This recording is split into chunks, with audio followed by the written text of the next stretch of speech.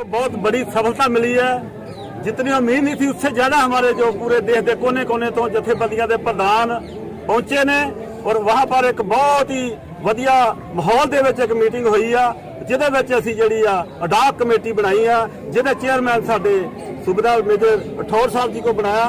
उसके बाद जो भी पूरी मीटिंग की डिटेल है हमारे एडवोकेट साहब दसेंगे, तलवार साहब दसेंगे। मुझे बड़ी खुशी हो रही है आप सबके साथ में ये न्यूज़ साझा करते हुए कि हमारा एक सपना, हमारा एक प्लान आज एग्जीक्यूट हुआ। 100 से ज़्यादा रिप्रेजेंटेटिव आज हमारे मौजूद थे और करीब 100 से ज़्यादा लोगों का सोशल मीडिया से और ईमेल से हमको समर्थन मिला और उन्होंने अपने नाम भी भेजे। इस प्रक्रिया को आगे बढ़ाते हुए एक एडहॉक कमेटी का गठन किया गया। उस एडहॉक कमेटी के जो अध्यक्ष, जो चेयरमैन बनाए गए, वो हमारे अर्जुन सिंह राठौर साहब हमारे बीच में उपस्थित हैं। मैं उनका बहुत बहुत धन्यवाद करता हूं कि उन्होंने ये जिम्मेवारी आज ली। बड़े कर्मठ और बड़े एक्सपीरियंस्ड हैं वो, इस जिम्मेवारी को उन्होंने लिया और उनकी अध्यक्षता में मुझे पूरा विश्वास है कि एक बहुत अच्छा ऑल ओवर इंडिया लेवल का, जिसमें हर स्टेट के, हर जिले के, हर एसोसिएशंस को, उनके विचारों को और उनके नुमाइंदों को लेकर के उनकी सभी की सहभागिता रहेगी और एक जॉइंट एक्शन कमेटी बनेगी जो दिल्ली में रहेगी। सरकार को या आर्मी को या किसी भी संस्था को जो भी कोई हमारी डिमांड्स जवानों की जाएंगी, और ये मैं एक बात बहुत क्लियर कह देना चाहता हूँ, ये एक्सक्लूसिवली जवान और जेसीओज की संस्था है। कोई भी ऑफिसर लेवल का अधिकारी या कोई ऑफिसर किसी संस्था का या हमारी कोऑर्डिनेशन कमेटी का कोई पदाधिकारी नहीं होगा, मेंबर भी नहीं होगा। ये जवानों की जो आवाज है, जवानों की जो डिमांड है, इसको हम मजबूती से रख सकें और सरकार हमारी बातों को सुने। सरकार जो जनरली कमेटियों को जो गठन करती है वो जनरली कमेटी बना देती है। कमेटी के जो मेंबर्स होते हैं वो ऑफिसर्स होते हैं। फिर वो बात घूम के आ जाती है, जवानों का जो अधिकार होता है, जवानों की जो डिमांड होती है, मांग होती है, वो फिर नीचे दब जाती है। तो ये जो ज्वाइंट एक्शन कमेटी है ये इस बात पे जोर देगी और ये सुनिश्चित करेगी कि जब हम अपनी मांग पत्र सरकार के पास पहुंचाएंगे, जो भी हम आंदोलन करेंगे, वो पूरा का पूरा डेमोक्रेटिक रहेगा। कहीं कुछ उसमें कानून हाथ में नहीं लिया जाएगा, संविधान के अनुसार रहेगा और फिर उसमें ये सुनिश्चित किया जाएगा कि जो भी कमेटी बने, जो जनरल हमारा ट्रेडिशन है, उसमें केवल एंड केवल सुप्रीम कोर्ट के, हाई कोर्ट्स के रिटायर्ड जजेस हों और उनको जो इनपुट्स दें, उनको जो भी हम सप्लाई करें, वो केवल जवान अपनी मांगों को सप्लाई करें, अपनी मांगों को रखें, ना कि उसमें ऑफिसर्स रहें। किसी भी कीमत पर अगर ऐसी कोई कमेटी बनाएगी गवर्नमेंट तो हम उसको एक्सेप्ट नहीं करेंगे। हम ये सुनिश्चित करेंगे कि अब जो भी कदम उठाए जाएंगे वहां कहीं भी भेदभाव ना हो। जो भेदभाव, वन रैंक वन पेंशन ही केवल भेदभाव नहीं है। सेना में जो शोषण हो रहा है, बटमैन प्रथा है, इक्वलिटी होनी चाहिए, चाहे वो एमएसपी का है, डिसेबिलिटी है, विडो पेंशन है और बहुत सी चीजें हैं। इन सब चीजों को मद्देनजर रखते हुए ये दबाव बिल्कुल बनाया जाएगा कि इसका परमानेंटली अंत हो। इस संदर्भ में आज ये जो एडहॉक कमेटी गठन किया गया है और मुझे आशा ही नहीं, पूरा विश्वास है कि एक बहुत बड़ा आंदोलन का रूप ये कमेटी देगी और बहुत ही सुनियोजित ढंग से ये कार्य करेगी। Thank you. ये तो सर्वविदित है कि अधिसंख्य पूर्व सैनिकों के साथ में बहुत लंबे समय से शोषण चल रहा है और वो भी एक प्लान्ड वे के अंदर, ऐसा नहीं कि अनजाने में हुआ जा रहा है। जनता से टैक्स के रूप में इकट्ठा किया गया पैसा सरकारी खजाने के थ्रू जो भी पूर्व सैनिक वेलफेयर के लिए निकला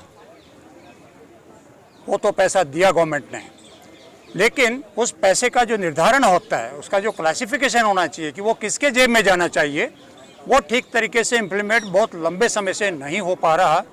उसका मुख्य कारण ये रहा कि जितने भी पूर्व सैनिकों की रिप्रेजेंटेशन रही और जो नेगोशिएशन टेबल के ऊपर जाकर के बैठे सरकार के सामने, वो टोटली ही सेना के रिटायर्ड अधिकारी रहे और उन लोगों ने सिर्फ 3% अधिकारी पूर्व सैनिकों का ही कल्याण सोचा, बाकी 97% के हिस्से में कुछ भी नहीं आया। वन रैंक वन पेंशन इसका बहुत बड़ा उदाहरण है।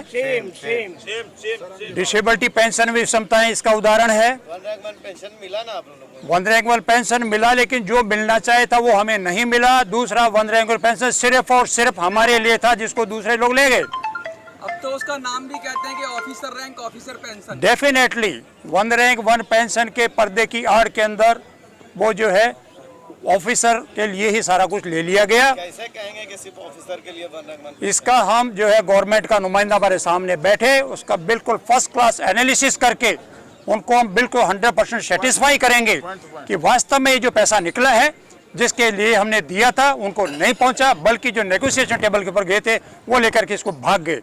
मैं आपको मोटा मोटा कैलकुलेशन बताता हूं कि वन रैंक वन पेंशन जो फर्स्ट टाइम दिया गया उसके अंदर सिपाही से लेकर सूबेदार मेजर को मात्र 2.5% से लेकर 14-15% तक हासिल हुआ, और ऑफिसर कैडर को 28 से लेकर 32% का इजाफा हुआ उसके अंदर।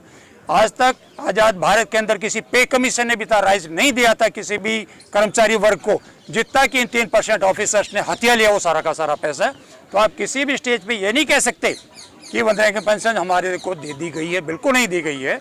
इसके लिए बहुत बड़ा अन्याय हुआ है। अन्याय का कारण मैंने आपको बता दिया है, और अब पूर्व सैनिक जो है इस चीज से ऊब चुके हैं बुरी तरीके से कि कब तक शोषण करवा करके हम मूक दर्शक बन के बैठे रहे हैं। इसी की लड़ाई के अंदर, संघर्ष के रूप के अंदर हमारी विभिन्न संस्थाएं लगी हुई थी, जिसके अंदर साबका सैनिक संघर्ष कमेटी का बहुत बड़ा अहम रोल है। और अब ये महसूस किया जा रहा था कि सरकार चूंकि ध्यान नहीं दे रही है, इतने दिनों से आज 49 डेज हो चुके हैं, उसके बावजूद भी सरकार के कान पे जो तक नहीं रेंग रही है, इससे साफ जाहिर हो रहा है कि शायद वहाँ पर भी वो किसी न किसी गलतफहमी के शिकार हैं कि शायद जो 3% लोग हमको फीडबैक दे रहे शायद सही होगा, ये लोग गलत हैं। हम आज भी कहते हैं सरकार के नुमाइंदे पर साथ में बैठे, तथ्य उनके सामने हम रखेंगे और उनको ये 100% स्वीकार करना पड़ेगा कि हाँ, हमारे वर्ग के साथ में शोषण हो गया, और रुपये के नाम पे हमने जिसके लिए फंड्स जो अलॉट करे गए थे उसको दूसरे लोग ले भागे। जैसा कि अब जो है ये जो धरने को आज तक दिन हो गया, उसके बावजूद भी कोई रिस्पॉन्स नहीं मिल रहा गवर्नमेंट की तरफ से, तो हमें मजबूर होकर के इसको और एनलार्ज करने का बाध्य होना पड़ा है। 2800 दिन से कुछ से उधर भी धरना चल रहा है।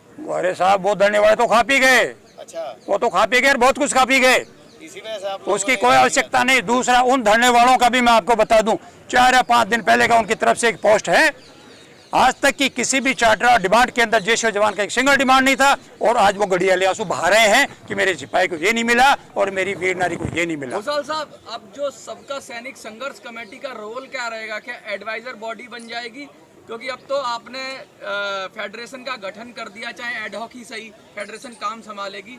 तो जो सबका सैनिक संघर्ष कमेटी जो इसकी बीज है, जो इसको आंदोलन की बीज मूल में है, अब उसका रोल का क्या रहेगा? थोड़ा उस पर आप प्रकाश डालिए। देखिए, ये जो संघर्ष किसी भी एक कमेटी का संघर्ष नहीं है। हमारे को जो हमने 20 फरवरी को दिया, धरना प्रदर्शन किया है, बहुत बड़ा एजिटेशन हुआ था, और उसका हमारा कल साबका सैनिक संघर्ष कमेटी का निर्णय था। पूरे देश की जथेबंदियां ने हमारे पर विश्वास किया, हमारे को उन्होंने रिस्पॉन्सिबिलिटी दिया, तब हमने जो ये कोर्स ऑफ एक्शन लिखा। उसके बाद जो भी हमारा सहयोग मिला, पूरे देश की जथेबंदियां ने हमारे को समर्थन दिया, साबका सैनिक संघर्ष कमेटी को। लेकिन अभी हमने इस चीज की महसूस किया कि अभी हमारे को इसको संघर्ष को इनलार्ज करना पड़ेगा। इसलिए हमने जो है हमारा रोल रहेगा, हम यहाँ से भागे नहीं, जैसे कि दुष्प्रचार हो रहा है कि साबका सैनिक संघर्ष कमेटी भाग रही है। नहीं, हमने एक साझा प्लेटफॉर्म तैयार किया, जो हमारा पहले से हमारे मन की जो मंशा थी कि हम 2018 से हमने शुरू किया हुआ था एक्शन। हमारे एडवोकेट साहब ने जो पहले से हमारी प्लानिंग था, लेकिन अभी वो हमारी प्लानिंग हमारी जड़ी उसको बूर पड़ा था। हमने आज जो एडहॉक कमेटी बनाई है, उसके बाद जो साबका सैनिक संघर्ष कमेटी का बराबर रोल रहेगा जो पहले था। जैसे ही हमारे को जो संदेश मिलेगा साझा कमेटी, तो हम इनका समर्थन देते रहेंगे। टिल जब तक हमारी कमेटी नहीं बन जाती, गठन मतलब सुचारू रूप से शुरू नहीं कर देती अपना, तब तक हमारी साबका सैनिक संघर्ष कमेटी जहाँ पर डटी रहेगी, और पूरा पैसे का हिसाब किताब हम जो है यहाँ से दे के जाएंगे नहीं, इनके समर्थन में रहेंगे। जैसे भी जो हमारे को ऑर्डर मिलेगा, तन मन धन से इनका साथ देते रहेंगे। खाली एक ही संस्था चल रही है, लेकिन ऐसा नहीं है। ऑल इंडिया पे चल रहा था, और अभी पिछले 3 तारीख को इसका पूरा एक एग्जाम्पल सामने सेट हुआ कि तमाम डिस्ट्रिक्ट, इवन ब्लॉक और तहसील लेवल के ऊपर भी तमाम पूर्व सैनिक संगठन जिनके अंदर जेशो जवान ही है केवल, उन लोगों ने एक धरना प्रदर्शन रैली के रूप में जाकर के अपने अपने कलेक्टर, जिलाधीश के माध्यम से माननीय राष्ट्रपति महोदय, प्रधानमंत्री जी और रक्षा मंत्री जी के नाम पे ज्ञापन हमने भेजा है। शायद सरकार अब इतनी तो अंधी, बहरी, गूंगी नहीं है कि उनको ये नहीं पता चला होगा कि पूरे हिंदुस्तान के अंदर पूर्व सैनिक उठ खड़े हुए अपनी मांगों के लिए। उसी चीज़ को और विस्तृत रूप देने के लिए और एनलार्ज स्केल के ऊपर हम इसको आगे बढ़ाना चाह रहे हैं। इसके लिए आज एक जॉइंट प्लेटफॉर्म का गठन किया गया है और इसके अंदर तमाम डिस्ट्रिक्ट के पूर्व सैनिकों का इसके अंदर प्रतिनिधित्व होगा। और जितनी भी संस्थाएं आज जो हमने डिसीजन लिया, मीटिंग लिया, उसके अंदर कम से कम 200 संस्थाओं ने इस प्लेटफॉर्म को समर्थन दिया है।